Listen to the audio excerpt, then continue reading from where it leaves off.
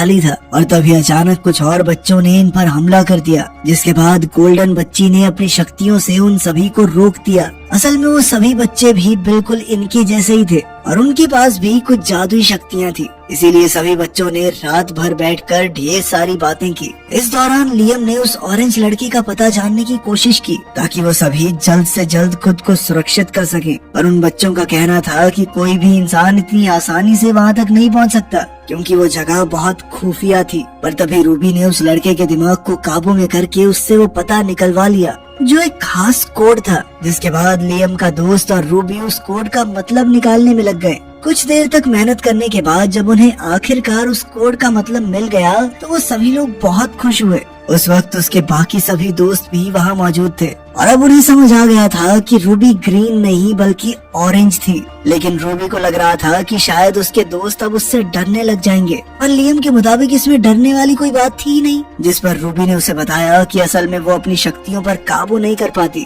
और अगर उसने अपनी शक्तियों का इस्तेमाल किसी पर अचानक से कर दिया तो उस इंसान की मौत भी हो सकती है। इसके बाद ये सभी लोग आगे बढ़ते रहे और कुछ देर चलने के बाद ही अचानक फौजी जैसे कपड़े पहने हुए बच्चों ने उन पर हमला कर दिया और तभी उनमें से एक ने लियम को पहचान लिया। जिसके बाद अपनी बातचीत के दौरान लियम ने उन्हें बताया कि वो बस रहने के लिए एक सुरक्षित जगह चाहते हैं। उसकी ये बात सुनकर वो बच्चे उन्हें अपने साथ ऑरेंज लड़के के पास ले आए जो असल में कोई और नहीं बल्कि प्रेसिडेंट का बेटा ही था और वो रूबी और उसके साथियों को देखकर काफी खुश था। जिसके बाद उसने बताया कि असल में प्रेसिडेंट ने सबसे झूठ बोला था कि वो पूरी तरह से ठीक हो चुका है और असलियत में उसके ऊपर कई सारे एक्सपेरिमेंट किए जा रहे थे और जब कोई भी एक्सपेरिमेंट सही नहीं चला तो सरकार ने कैंप बनाकर बच्चों को वहाँ रखना शुरू कर दिया। साथ ही उसने रूबी से वादा भी किया कि वो उसे अपनी शक्तियों का इस्तेमाल करना सिखाएगा। इसके बाद रूबी ने धीरे धीरे अपनी शक्तियों को जानना शुरू किया और अब वो उन पर काबू पाना भी सीख रही थी कि तभी एक दिन जब वो बहुत ज्यादा उदास थी